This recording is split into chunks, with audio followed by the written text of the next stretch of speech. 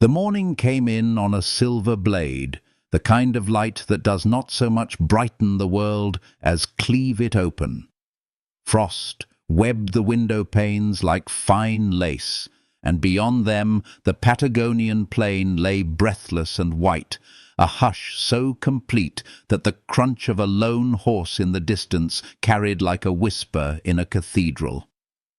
Isidora stood at the edge of her bed with the letter in her hand, and knew, even before she read the last swoop of her sister's hurried signature, that the life she had understood, narrow, quiet, dutiful, had ended in the night. Forgive me. I cannot marry a man I do not love. She stared at the ink, as if by force she could summon Celeste back through the door, could unspool the skein of choices that had led them here, a father's debts, a mother's quiet pleading, a family name that gleamed just enough to be useful in a contract disguised as romance.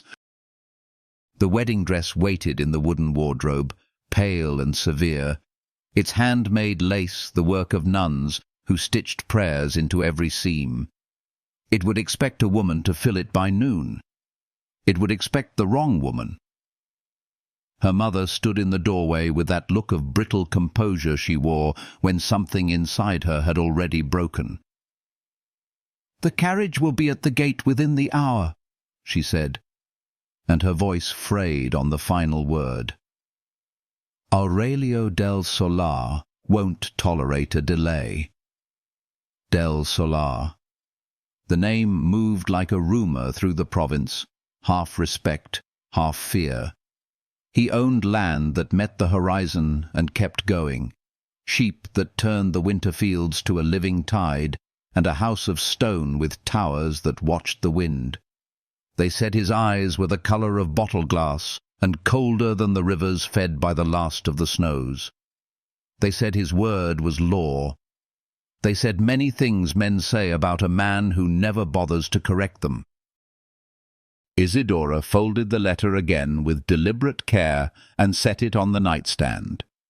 "He expected Celeste," she said, and felt the truth thud. "He will get a bride he didn't ask for." "You are the eldest," her mother said, as if that simple arithmetic could make sense of what it demanded. "You were born to do the hard thing. I was born to read," she tried to joke and could not find a smile. Books lined the one shelf she had claimed as entirely her own, weather-stained volumes of poetry and a copy of Austen with cracked spine and pages thin as onion skin. She could recite speeches about honor, but she had not expected to be the instrument of her family's. "He will see through it," she said softly. "He will lift the veil and see a stranger." "He will lift the veil, and the vows will have already been spoken," her mother answered, eyes shining with an argument she no longer had energy to make. "If he has a heart, he will understand. If he does not, then courtesy will bind him where kindness does not." The seamstress's pins clicked softly between her mother's fingers as she took down the dress and laid it across the bed. A faint scent of lavender rose from the fabric. A convent garden in midsummer, distant as a remembered dream. Isidora ran the back of her hand over the lace, surprised by the coolness of it, by the weight. Spinsterhood had seemed a kind of peace to her, corners to dust, soups to mend, the long unpunished silence of a woman no one required anything from. She had not wanted a husband. The world had not wanted her to want more. Yet want arrived in a form she could not refuse, duty shaped like a white dress. She bathed quickly in water that steamed to nothing in the chill. She wrapped her hair and left it unadorned beneath the veil, no jewels, no borrowed blue, nothing of the bright, careless beauty Celeste wore like a sky. When she bent to step into the gown, the silk slid over her skin with the finality of a door closing. Her reflection in the long mirror was a ghost's. The veil's dark lace smudged her features until she was all suggestion and shadow, a woman in hiding from the truth of her own face. Outside, the wind moved over the plain and made the dry grass hiss. A horseshoe struck stone and rang. The carriage waited black and solemn at the gate. The driver touched his hat and looked away, the respect of a man who understood too much to let his eyes linger. Her father did not appear to tell her goodbye. Her mother kissed her forehead as if she were laying a blessing there and tucked a fold of lace more snugly across her shoulder. "Hold your head high," she said, "even when it feels like a weight." Snow began to fall as they jolted down the road, first in thin, distracted stars, then in earnest, flakes fat and lazy as they tumbled into the air between earth and heaven. The chapel rose from the hill like something grown rather than built, the stone blackened by weather, the bell rope thrashing against the wall in the wind. Two cypresses bent toward one another as if conferring privately about the spectacle about to take place. There were few witnesses, a priest pale with nerves, a scribe with a pen like a weapon, two ranch hands with faces carved by weather and habit. No music, no flowers. The world had been stripped down to its severe essentials, and Isidora stepped into it as if on the edge of a cliff. He stood at the door already, tall and unsmiling in a coat the colour of midnight, a figure cut from the same stone as the chapel and set into motion. Even at a distance, the intensity of his attention found her. She felt it like pressure against her skin, the prickle that says, "Even the least of your gestures does not go unnoticed by me." The thought was less frightening than she would have admitted. It was also unbearable. Inside, the air smelled of candle wax and damp stone. The priest's hands shook. His Latin ran together when he tried to make it music. The veil made the world a little distant, a privacy she had not known since childhood, when she hid beneath tablecloths and pretended the cloth was a wood and the chair legs towering trunks. The floor was cold through her slippers. The aisle was shorter than it had seemed outside, and then it was over. She had arrived at a life. His hands were large and felt working man honest when they took hers for the vows, not the soft, perfumed hands of a drawing-room gentleman, but the hands of a man who could plant and reap and restrain, who knew materials, the good heft of a thing. "I do," he said when told to say it, his voice pitched low and steady, a notes of gravel in it, like a road that had earned its ruts. When it was her turn, she almost could not find the words. The veil muffled even her own breath, and the vowels stuck for a heartbeat against the roof of her mouth. "I do," she whispered at last, and the sound surprised her, braver than she felt. The priest made the sign of the cross in a trembling arc. The kiss, when it came, passed like a shadow across a sundial at noon. He lifted the veil just enough, mercifully little, to obey custom. His mouth touched hers the way one touches the back of a hand in greeting. It was not passion but acknowledgement, a seal on a document, nothing more. For one dizzying instant she waited for the jolt of recognition, his startle, his fury, when he would see the difference that had defined her whole life. Brown eyes instead of blue, steadiness where Celeste sparkled like glass thrown into sunlight. But he did not flinch. He set the veil back as if she were made of something that could bruise, and when he looked at her there was no triumph, only a considering quiet that told her he had already learned what he needed to know. "It is done," the priest said, relieved. The wind shoved at the windows, as if it too had an opinion and would not be kept from voicing it. Outside, snow thickened. The groom's cloak settled over her shoulders with the clean, masculine smell of wool and horses and the sharp green of winter grass.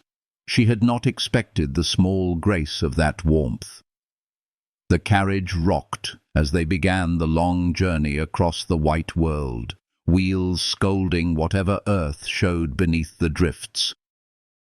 He kept his eyes on the window, and the glass kept his profile in perfect miniature so that she could watch him without truly looking.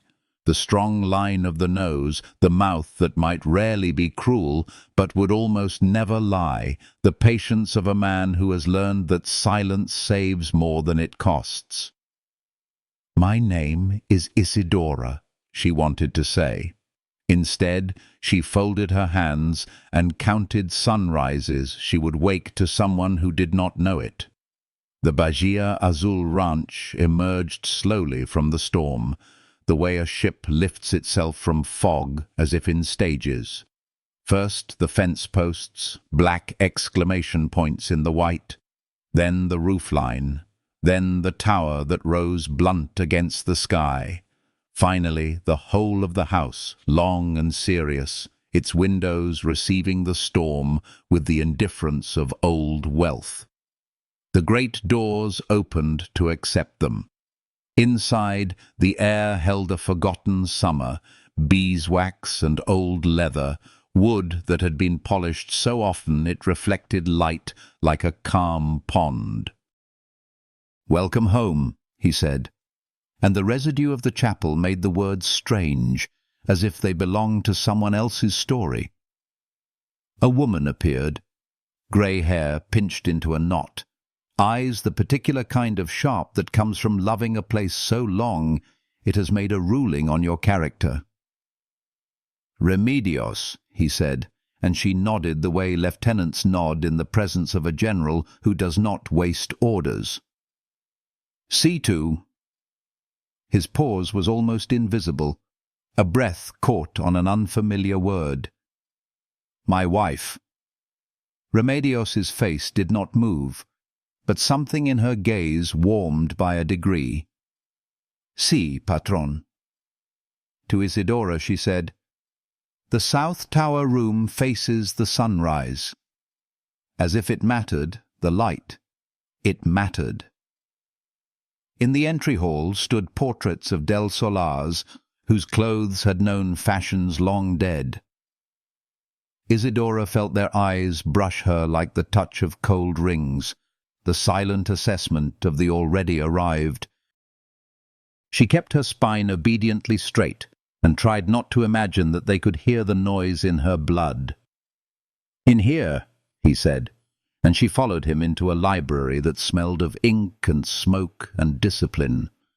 A fire ran its orange tongue along a bed of coals and purred. Books climbed the walls as if they had always been there and would always be, the collection of a man who acquired knowledge the way he acquired land, methodically, without bragging. A goblet of red wine waited on a table beside a chair scarred by use. "You may remove the veil," he said. Her hands lifted before she could decide what to do. The lace eased back, and the room sharped, colour returning to the world as if someone had taken a thumb from the lens of her eye. She stood there without its protection and let him look. He did. Not quickly but thoroughly, as if she were a map, and he a man who had long since taught himself to navigate by details, where the river bends, where the ground gives to marsh, where a rise will let you see far enough to plan. His eyes were green indeed, but not the easy green of spring fields. They were the measured green of deep glass, the sort you have to work to see into. "You are not Celeste," he said, without heat, without surprise. "No," she said. There would be, she realized with a kind of exhausted clarity, an immense relief in telling the truth to at least one person in the house. "I am her sister." He went to the window and watched the snow decide itself into a direction. "She ran," he said. "She did. And you walked to the altar in her place." "Yes. Because your father owes more than he can pay, and because the land wants feeding." It was not really a question. "Because duty wears the face of those we love," she said quietly. Someone had to answer the door when it knocked. He looked over his shoulder, and something almost like a smile ghosted his mouth before it changed its mind. "Honesty will make your life here easier." "Then we have begun as we mean to continue," she said, and heard the smallest thread of defiance in her own voice. It startled her, the way a hidden spring startled a traveler thirsting in the hard country. "We will be pragmatic," he said, and now it was a formal map he unfolded between them. "Appearances will be maintained. The province will have its beautiful lie. My rivals will find nothing to tear. You will have freedom of the house and the land, save those places where weather or men can kill the unprepared. In public, you are my wife. In private," he looked at the fire, not at her, "we will be courteous strangers." The word courteous pricked the air like a pin. It could hold a fabric together. It could also make a woman bleed. She nodded, because nodding was what she had left. Remedios returned with hot broth and a key that had warmed against her palm. "The South Tower," she repeated, as if a steady instruction could stitch into the rawness of this day. "There is a view you will like." On the stair, the wood admitted her weight with small sighs. The tower room was spare, but clean, a bed like a ship at harbour, a low table, polished to the sheen of an old river stone, a window tall as a door. She crossed the room even before she set down the key and placed her hands on the sill. The world unscrolled, white, white, white, and the low, insistent dark of the cypresses by the drive. If she leaned her forehead against the cold glass, she could think of a life with edges, of days blurred into one another by routine and work, the quiet logic of keeping a house breathing, the consolations of books. She could think of the garden at her mother's house, with its rose gone obedient under Celeste's neglect, the lavender that would need pruning in spring. She could imagine dangerous luxury, that there might be a garden here somewhere on this hard land, abandoned by the weather, waiting for hands. She slept little that first night. Wind fretted at the eaves. Somewhere far below, a door closed, the sound travelling through the bones of the house to find her. When she drifted, she dreamt of different veils, the soft curtain of snow, the net of a fisherman lifting something living from the water, the lace of a shadow across a man's face. At breakfast, the house flexed its routines. Remedios moved with a briskness that said affection disguised itself as efficiency here. A young boy darted past the door with an armful of kindling and stopped short when he saw her, eyes the glossy brown of a colt's. "Señora," he stammered, the word too big for his mouth and yet carefully honoured. "Buenos dias," she said, and he grinned and ran as if he had been permitted something important. Aurelio came in a wash of winter air, the scent of sheep and cold metal. He took his place at the head of the long table as if the chair had shaped itself to him over years. He asked about her sleep with the exact measure of concern owed a stranger one hopes to treat well. She answered in kind. They ate bread that tasted of hearth smoke and jam that folded August sun into December's thin light. When he left, there was snow melting on the floor where his boots had stood. The hours after he went to the land belonged to no one. She claimed them. She walked the hallways, the skirt of her dress whispering to floors that had tasted silk and hooves and blood and polish. Dust had settled into corners in a way that told the truth about houses kept upright by a few tired shoulders. The curtains in the east corridor were a little faded where the sun naturally lay. A hinge on the third window's casement protested. A drawer stuck in a sideboard until she discovered the sweet, secret angle that made it behave. In the linen room, under stacks of sheets, she found a sachet of rosemary that had long ago surrendered its scent, and smiled, thinking of the woman who had tucked it there with a small, private hope. She did small things, moved the sachet to where its memory of perfume would be kinder, sorted a pile of towels, silently asking for rescue, polished a ring of old wax from a tabletop with the heel of her hand until the wood shone like patience rewarded. Near noon she discovered the door that led to the kitchen garden. No, not the garden itself. In winter, even the idea of it slept. But the path, a ribbon of stone, losing its argument with the grass. She followed it to a low iron gate whose hinges complained and saw, beyond, a tangle. Rose canes turned to thorns upon thorns, lavender grey and sullen, the marble basin of a fountain dry and cupped with leaves. The bones of design lay visible under neglect. Beds squared and edged by broken brick, a geometry meant to soothe a mind that liked order. She put her hand on the gate and felt the cold climb into her palm, and somewhere under the ice of the morning, something in her warmed. In the afternoon, the house collected itself for evening. Aurelio returned dusted in snow, hair damp, a line between his brows from the accounting a man like him kept always in a corner of his mind. He found her in the linen room with a needle between her fingers, mending the hem of a sheet that had betrayed its purpose by fraying. "I didn't set you to tasks," he said. "I know." She tied off the thread and cut it with her teeth. "Some things ask to be done." His gaze went to the neat stacks, to the shining table. He did not thank her, habit or pride, or the simple fact that thank you was not yet a language they shared. He nodded instead, and somehow the nod was better. "There is a library you haven't exhausted," he said, almost wry. "Not yet," she said, and dared to lift her eyes directly to his.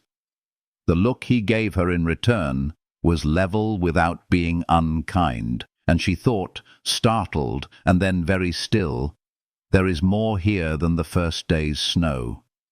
Night gathered in the windows. They ate the kind of dinner winter makes, stew that had surrendered all its secrets to the slow flame, bread that crackled when torn, wine that painted the cheeks with borrowed summer. Conversation kept itself to safe roads, the weather, the sheep, whether the river would rise if the thaw came too fast. Once, when she mentioned the narrow path behind the kitchen, he stilled in the smallest way. "My mother's garden," he said after a breath. "No one has kept it since." Then, as if aware he had named something private, he set down his glass and resumed the ordinary talk with a slight, deliberate shift, like a rider correcting a horse that wanted a different direction. She slept better the second night. Dreams came cleaner. In the morning she rose early and took a basket and a pair of shears borrowed from the kitchen with Remedios's unspoken permission. The iron gate protested again, but allowed her in. Frost held the weeds by their throats, and her breath made a cloud she could pretend was a veil she had chosen for herself. She began at the path, using the toe of her boot to loosen stones swallowed by earth, lifting each one back into place with the satisfaction of a right thing returning to its role. Birds argued in the cypresses, like old men who would never change their minds but liked the sound of their convictions. When she reached the first rose, she touched the cane with the back of her fingers and mapped the wounds she would avoid. "You'll make an enemy of the weather," a voice said lightly behind her, and she turned to find him at the gate, a dark figure set in all that pale. For the first time since the chapel, he looked not like a man simply consenting to carry a life, but like one evaluating its shape with interest. The frost doesn't forgive meddling. "I don't ask it to," she said, and the cold made her answer crisp. "I only ask it to make room." He stepped into the garden as if each footfall signed a treaty he had kept so long it felt like part of his body. At the edge of the bed he stopped and looked around, the way men look at land they know, the habit of measuring distance and undoing it in the mind. "She loved white roses," he said, almost as if to himself. "Then this one has been faithful." She showed him the old cane, thickened and stubborn, a promise trapped inside neglect. "It needs a hard cut, then patience." A breath that might later be called a laugh ghosted out of him, condensed in the air, vanished. "Patience we have, hard cuts," he said, and looked at her. "We are learning." He did not offer to take the shears or tell her where to cut. He stood while she knelt in the clean hurt of the cold and began to tend what could be mended. When she pricked her thumb and a bright bead of blood rose, he reached into his pocket without thinking and took out a handkerchief, folded it around her finger with a gentleness that undid something in her chest. The handkerchief was warm from his body. His fingers were warmer. For a suspended second, neither of them moved, and the garden held its breath with them. The fountain, the stone, the birds with their argumentative souls. Then he let her hand go, and she went back to work, because work was the truest language she knew. By noon, the light had shifted, and the first, barest order had returned to the bed. She stood and looked at it with the kind of pride one doesn't talk about, because to name it is to bruise it. He followed her gaze, then tipped his head in a gesture so small she might have missed it if she hadn't learned to be attentive. It suits the house to be looked at by someone who sees. She warmed her hands against the basket's handle and said nothing. And he left her there with the thaw, thinking about beginning. And she remained among the thorns, thinking about what a life can become when it refuses to pretend it is not difficult. When evening fell, a white rose she had not cut lay on her pillow, stem long, petals closed against the house's heat, as if guarding themselves for the cold night. The quietest of overtures, the most careful of acknowledgments. She held it for a long time before she set it in a glass beside the bed, and lay down to the sound of the wind, which kept reminding the house that beyond its walls the vast world wanted and would always want attention. In the days that followed, the pattern established itself the way water teaches a stone to be smooth. He rose to the land. She learned the corridors of her new world and its small stubbornnesses. He asked after the weather with the seriousness of a man who had watched it make decisions on his behalf. She answered with the detail of a woman who noticed what others let blur. The library gave up a book to her hands. The kitchen surrendered its shyest herbs. The garden, oh, the garden, said yes slower each day, and each day the yes grew larger. Nothing yet was love, but nothing either was quite the absence of it. There are countries that begin as rumour, as the faintest, palest margin on a poorly drawn map.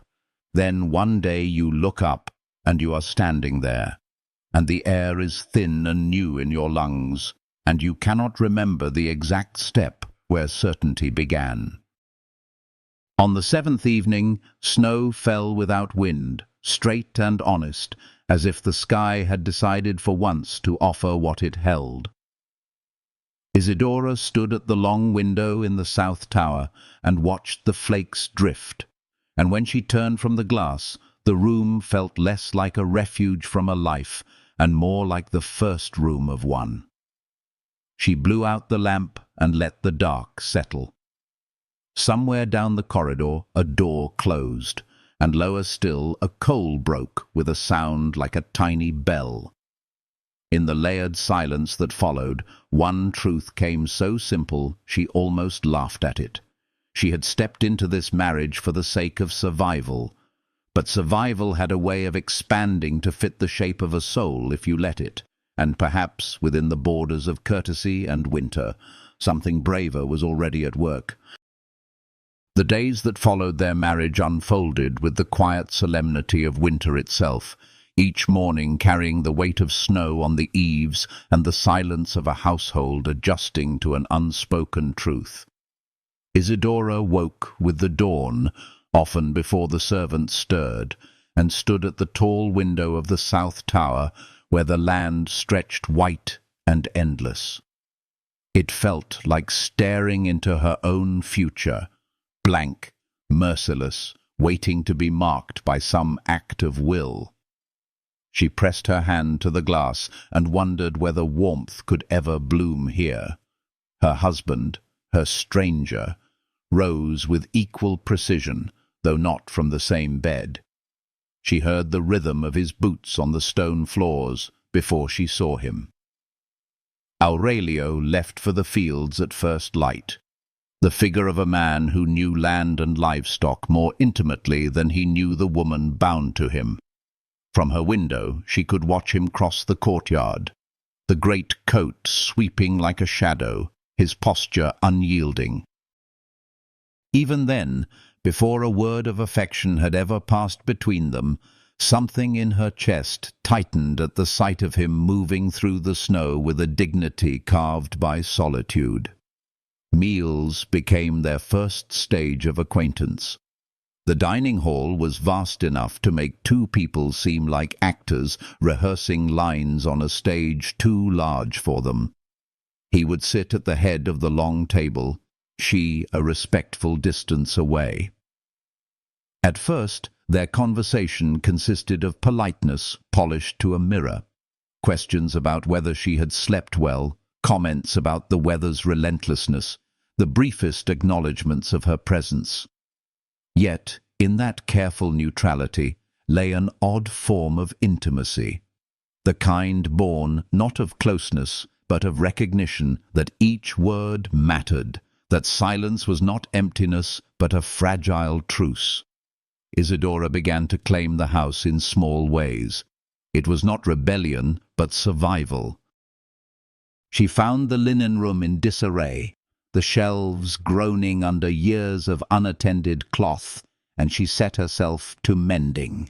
She sorted, folded, stitched with the kind of diligence that made her fingers ache, not because she sought gratitude, but because she could not bear to drift useless through halls that did not yet feel hers. The act of restoring order was its own form of prayer. When Aurelio found her bent over the needle one afternoon, his shadow long in the doorway, he did not scold her for assuming tasks. Instead, his gaze lingered on the piles she had restored. "Your sister never touched such work," he said, almost to himself. "She thought it beneath her," Isidora replied, her eyes still on the seam. "But I find there is dignity in care." Something unreadable flickered in his face before he left. That evening at dinner he asked not what she had done, but how she had spent her day. It was the smallest shift, but it settled into her heart like a candle in a draughty room. Nights were lonelier. She walked the library when he was absent, running her hands along the spines of books that smelled of dust and tobacco. There she found Persuasion, the novel she had loved since girlhood, its pages softened by another reader's hands. She sat by the fire with it, candlelight trembling across her features. And when he entered unannounced one night, she nearly dropped the book.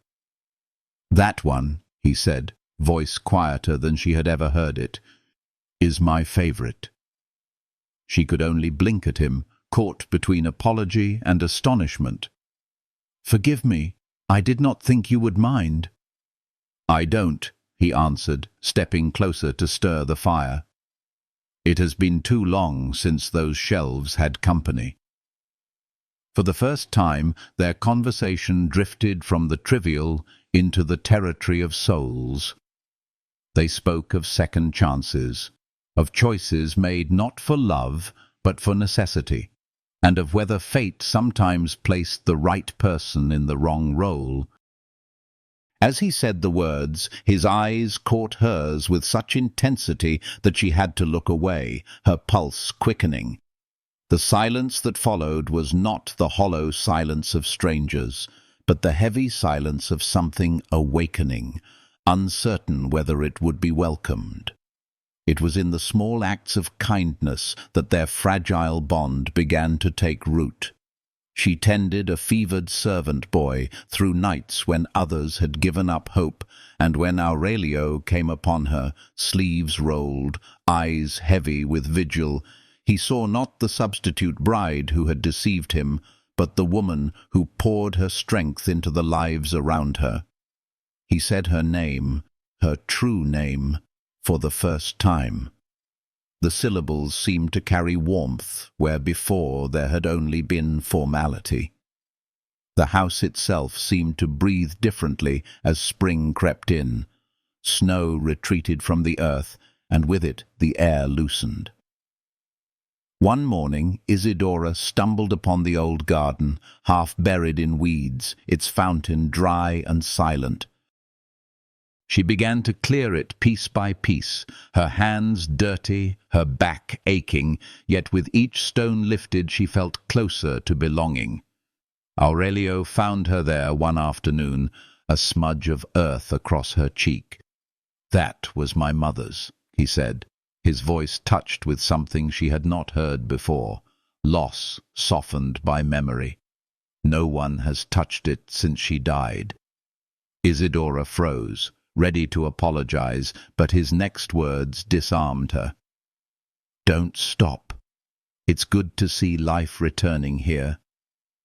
Together they stood over the stubborn rosebush she had freed from nettles, its thorns having drawn blood from her palm. He caught her hand in his without hesitation, binding it with his handkerchief.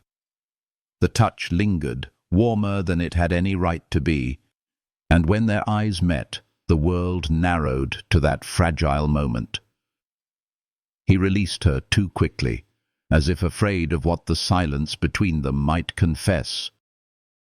Yet later that night she found a single white rose on her pillow, freshly cut, a gift that spoke what words had not yet dared. The days lengthened, so too did the distance she felt herself crossing, step by hesitant step, toward the man she had once feared. He was not gentle by nature, but she discovered in him a capacity for gentleness when he chose to show it. He was not a man of easy laughter, yet she learned to catch glimpses of it in the way his mouth softened when he watched her coax life from the garden, or in the deliberate way he listened to her speak of books and ideas, as if her voice filled a space he had long left empty. And within her, a dangerous truth grew, that though she had entered his house as an impostor, she might leave it one day as nothing less than his chosen. The second chapter of her life with Aurelio had begun, not with vows spoken under a false name, but with small, unspoken promises, whispered in gestures, glances, and the quiet courage of two lonely souls daring slowly to meet. The thaw arrived with a kind of hesitant beauty, as though spring itself were uncertain whether it was welcome in that stern land.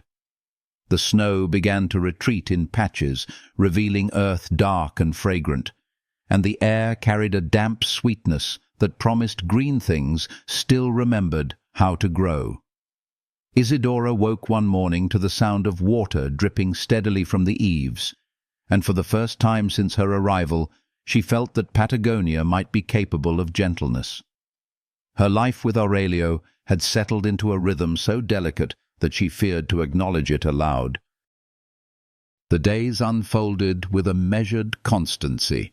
He left at dawn to walk the fields, his stride purposeful, his dogs circling at his heels. She tended the house, sewing, mending, finding small ways to restore order to corners long abandoned to neglect. At night, they met at the long dining table, their conversations moving cautiously beyond weather and accounts into territories that revealed glimpses of who they were beneath duty. It was not intimacy, as most would name it, but to her it felt like the beginning of a secret language. The garden became her refuge. Each morning she carried tools borrowed from the shed, shears dulled by years of disuse, a hoe worn smooth by other hands long gone. She worked until her palms blistered, until her skirts were streaked with soil, until her body ached with the exhaustion that brings not despair, but peace. Slowly, beneath the ruin, the garden's original bones revealed themselves. Beds formed patterns again, pathways cleared, the fountain stood less like a tomb and more like a promise waiting to be restored. One afternoon Aurelio came upon her there. She had been kneeling in the dirt, tugging weeds from the roots of a stubborn rose bush. When she turned at the sound of his voice, her cheek was streaked with mud, her hair loosened by the wind. "That garden has been silent for years," he said. "I thought perhaps it was waiting for someone to listen," she answered, rising to wipe her hands on her apron. He stepped closer, his gaze drawn to the rose bush she had been tending. "That was my mother's. She planted it the year I was born. It blooms only once each summer, a single white rose." Isidora bent toward the plant with reverence, her voice hushed.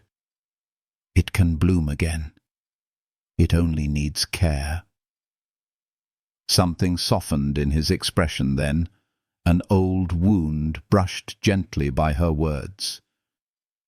"You believe that?" "I do," she said simply. "Plants are like people. Even when neglected, if someone is willing to tend them, they remember how to live." He looked at her with a kind of wonder, and for the first time since their wedding, she felt that he truly saw her, not as Celeste's shadow, not as a stranger wearing another's name, but as herself.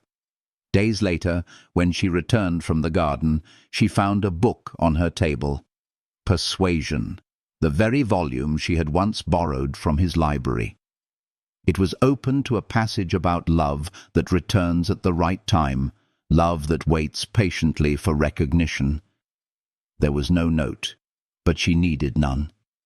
The gesture itself was a conversation, intimate and wordless. A few nights later, as the storm broke against the house, they found themselves alone in the library. The firelight painted his face in warm strokes, and outside the windows the rain lashed against the glass. He asked her then, abruptly, whether she regretted her choice to stand in her sister's place. "I don't regret saving my family," she said carefully, "but sometimes I wonder who I would have been if I'd had a choice." "And who do you think that is?" Her voice was low, uncertain. "Perhaps no one. Celeste was always the one seen, admired. I was invisible." He turned toward her fully, his eyes sharp and unyielding. "Invisible people leave no mark, but you change everything you touch. That is not invisibility." The words undid her. For years she had lived in the shadow of another, unseen, unremarked. To hear him deny that so fiercely felt like a door opening where she had believed there was only wall. The silence that followed was heavy with possibility. She felt it thrum in her veins, the awareness of him so close, the fire's glow caught in his eyes. She whispered, almost without intending, "Do you truly believe that?" "Yes," he said, his voice roughened by something deeper than certainty. "You have made me question things I thought I knew about myself." Her heart stuttered. "Like what?"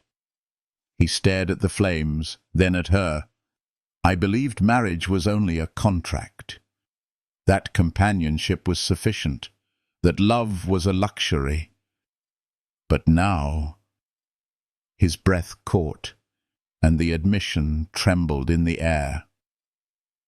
"Now I fear I wasted too much time holding the world at arm's length, and I don't know if I have the courage to let someone close." She stepped toward him then, her hands trembling, though her voice did not. "It is never too late to choose courage." Their eyes locked, and in that gaze the walls they had so carefully built cracked, just enough to let light through. He whispered her name as though tasting it for the first time, and she thought she might break beneath the tenderness she heard in it. But before either could cross that fragile distance, the storm outside broke louder, pulling them back into the present. The moment passed, suspended, yet the truth of it lingered between them like the scent of smoke long after the fire fades. It was soon after that Celeste returned. The sound of hooves shattered the fragile peace of the ranch one bright morning. From the garden, Isidora watched the carriage thunder toward the house, dust billowing behind it.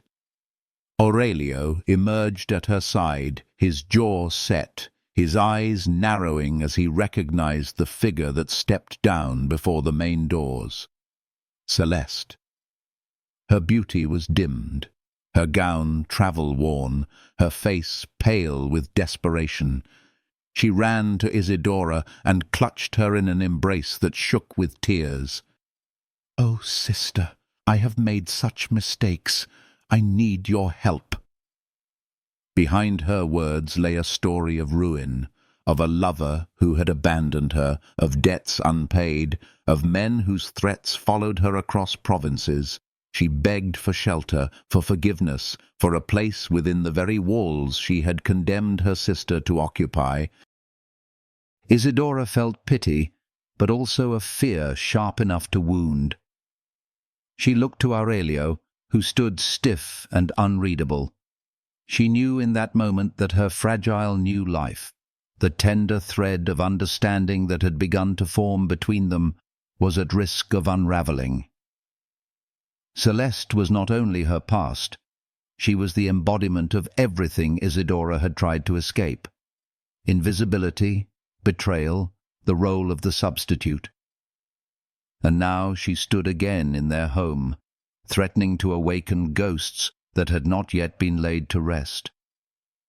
That night, Isidora lay awake, listening to the restless silence of the house.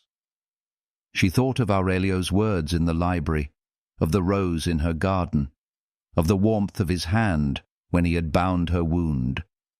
and she knew the coming days would test not only her courage, but the fragile hope of love that had begun to bloom where once there had only been duty.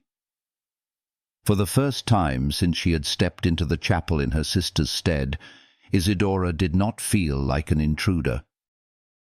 She felt like a woman with something to defend, and love, once awakened, is fiercer than fear. The days after Celeste's return unfolded like a fragile glass that might crack at the lightest touch.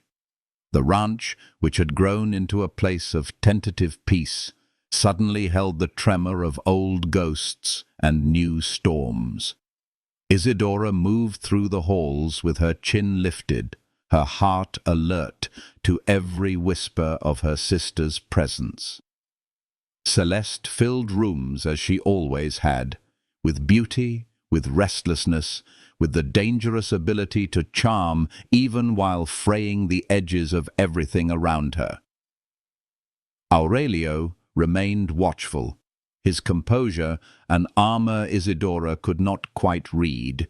He spoke to Celeste with courtesy, but a formality so sharp that it cut the air between them. Yet whenever his gaze strayed to Isidora, there was a weight in it, something unspoken but resolute, as though he wished to anchor her against the tide her sister threatened to bring. One evening at dinner, the three of them sat together, the candlelight flickering across faces that carried both resemblance and difference. Celeste praised the improvements Isidora had made to the household, her words sweetened with the faintest edge. "I never thought you had it in you, sister. You were always so quiet. But look at you now, mistress of a great house." Isidora met her sister's smile calmly, refusing to shrink as she might once have. Sometimes quiet things grow roots stronger than anyone expects. Aurelio's eyes lifted from his glass at that, and Isidora felt his approval like a hand resting firm on her back. Still, beneath her calm, she felt the tension coil tighter each day. Celeste carried secrets in the restless glances she cast, in the way her fingers worried at the edges of her gown, in the nervous flicker of her laughter. It was no surprise when the letter came, anonymous, poisonous, a whisper on paper that revealed Isidora's deception. The truth she and Aurelio had guarded so carefully was now a weapon in someone else's hands. Aurelio's face, when he read it, was unreadable stone.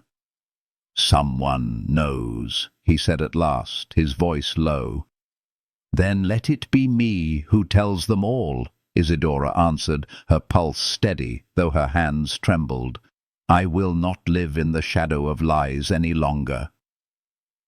That afternoon she stood before the gathered workers of the ranch, men and women who had watched her quietly stitch herself into the fabric of their lives. Her voice did not falter as she told the truth, that she was not Celeste, that she had taken her sister's place to save her family, that she had lived every day since with the weight of that choice. When she finished, silence settled like snow. Then the young man she had nursed through fever stepped forward. "You cared for me when no one else would," he said simply.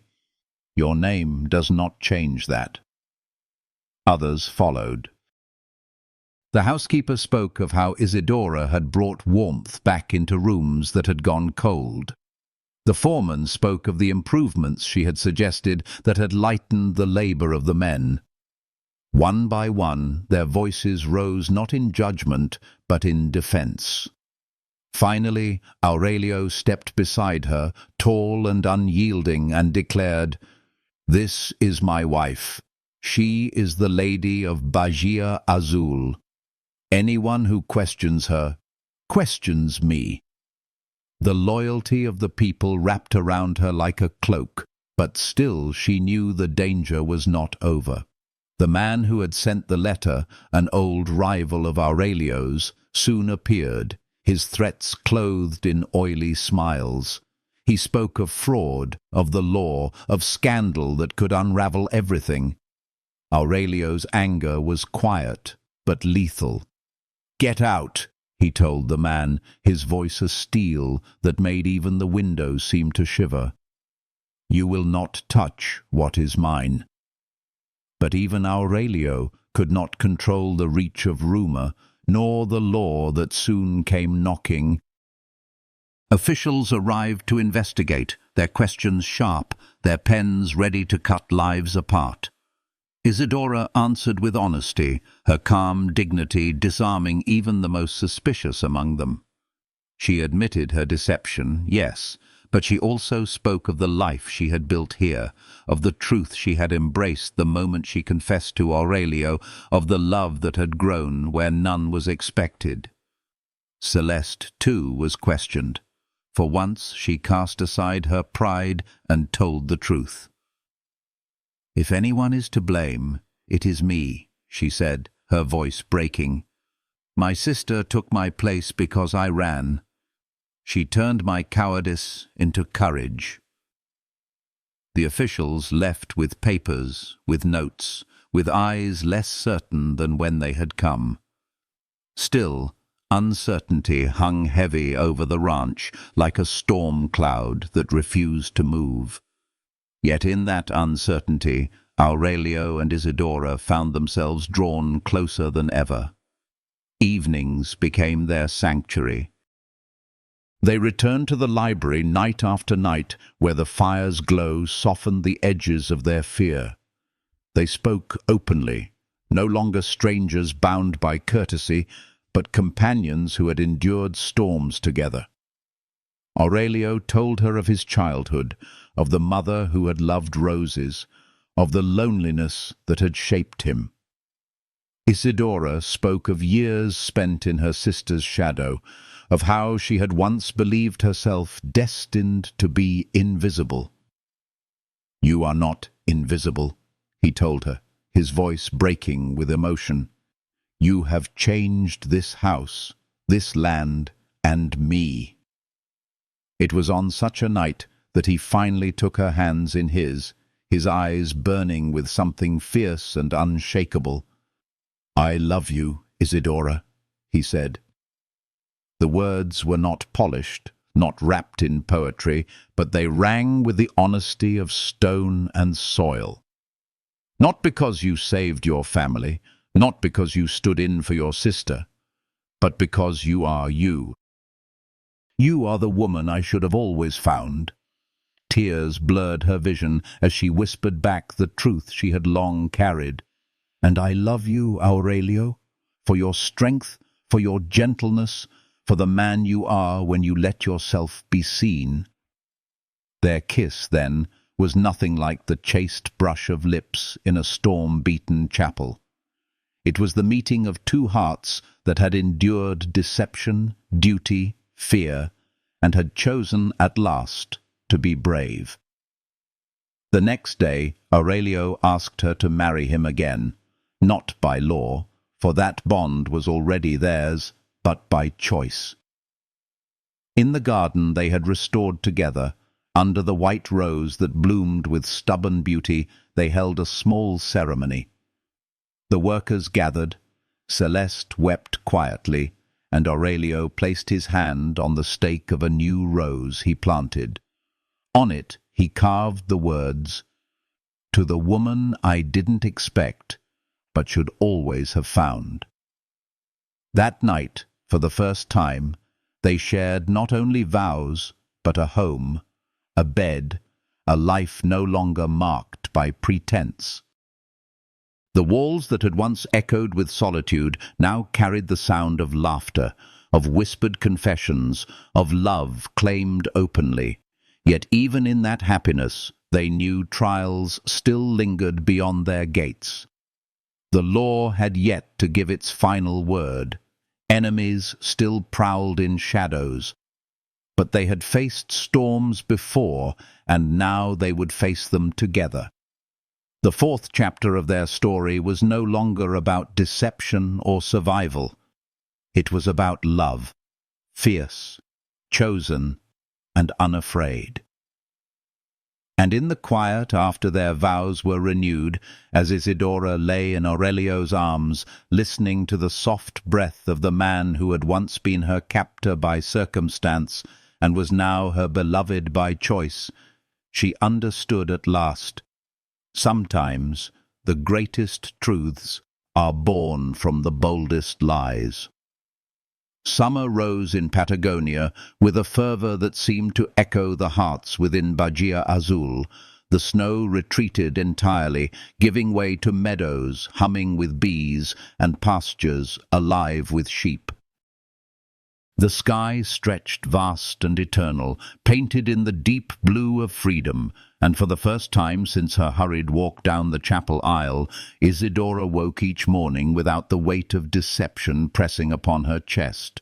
She belonged to the house, to the land, and to Aurelio. The weeks after their vow renewal ceremony unfolded with a tenderness that astonished her. The house, once stern and hollow, filled with new warmth. Aurelio laughed more often, sometimes quietly at a remark she made, sometimes openly when one of the young ranch hands tried to jest in his presence. His smile, rare and precious, had become the rhythm of her days. In return, she offered him a home not only in stone and timber, but in her presence, in her unwavering gaze that told him he was seen not as the formidable landowner, but as a man capable of love. Every morning, Aurelio now lingered longer at the breakfast table. He asked her opinion on matters of the ranch, listened intently when she suggested changes that would ease the lives of the workers, and surprised himself when he realized how much he valued her insight. It was she who recommended the small school for the workers' children, she who organized the storerooms so waste was reduced, she who reminded him that a household could thrive only when its people did. One evening, after a long day of work in the fields, he entered the library to find her asleep in a chair, a book sliding from her fingers. He stood watching her for a long time, struck by the serenity on her face. Gently, he lifted her in his arms and carried her to their room, laying her upon the bed with a care that belied his strength. When her eyes fluttered open, she whispered his name, and the way she said it, soft, trusting, full of unspoken devotion, made him feel more powerful and more vulnerable than any battle of land or law. But even in the light of their newfound joy, shadows lingered. Rumors, though weakened, still drifted from neighbor to neighbor. Old rivals of Aurelio watched with interest, eager to see whether the scandal of identity would destroy the House of Del Solar. When the provincial official returned with final papers, the weight of destiny seemed to hang over them. He sat before them in the library, his pen scratching across the document. His words were cautious but not unkind. Technically, there was deception, yet there was no crime, no forgery, no fraud with malicious intent. And now, what I see before me is not a false marriage, but a union tested by fire and proven stronger for it. Isidora sat straight-backed, her hands folded in her lap, her heart hammering with each word. Aurelio reached for her hand beneath the table, his thumb brushing the back of her fingers. The official sealed the document at last. This marriage is valid, recognized by the province, by the law. Relief washed through her, so sharp it nearly brought tears. Aurelio exhaled slowly, his grip tightening on hers. The official rose, bowing slightly before departing. And when the door closed behind him, Aurelio turned to her, his green eyes gleaming with triumph and tenderness. "It is over," he murmured. "No," she said softly, her voice trembling with joy. It is only beginning." That night, beneath the moonlight streaming through the open window, they lay together with no fear between them. Their bodies spoke the vows their words had not needed, that they were bound not by accident, not by deceit, but by choice. His hands, once rough and distant, moved with reverence. Her whispers, once filled with hesitation, now carried certainty. The walls of the South Tower no longer contained her solitude. She had found her home in his arms. The months that followed proved the resilience of their love. The garden, once abandoned, now bloomed in radiant defiance. The old rosebush flowered with more than one white rose, as if acknowledging the transformation of its keepers. Aurelio and Isidora spent evenings walking there hand in hand, speaking of dreams for the future, of children, of journeys, of growing old together beneath the same roof that had once been a fortress, but now was a sanctuary. Celeste, humbled by her own mistakes, found a quieter role within the household. Though her restless spirit could not be entirely subdued, she began to work alongside Remedios, learning tasks she once disdained. Her eyes often followed Aurelio with a flicker of regret, but she no longer spoke words to unsettle her sister. Perhaps she had learned that some loves, no matter how unexpected, are undeniable. One December evening, as Christmas approached, the house was alive with celebration. Workers and their families gathered in the courtyard, music and laughter mingling with the scent of roasted meat. Isidora stood at Aurelio's side, her hair threaded with silver ribbons, her cheeks flushed with happiness. He looked down at her as if she were the only person there, and when he raised his glass, his words carried through the night air. "To the woman who restored this house, who restored me, to my wife, Isidora." The cheer that followed echoed across the valley, but in her heart the only sound that mattered was the steady beat of his devotion. Years later, when children's laughter rang through the halls and the ranch prospered beyond anyone's dreams, Isidora often returned to the garden. She would kneel by the twin rose bushes, the original and the one Aurelio had planted with her the day they chose each other anew, and whisper gratitude to the earth. Gratitude for the path that had begun in deception but had led her here, to love truer than she had ever dared hope.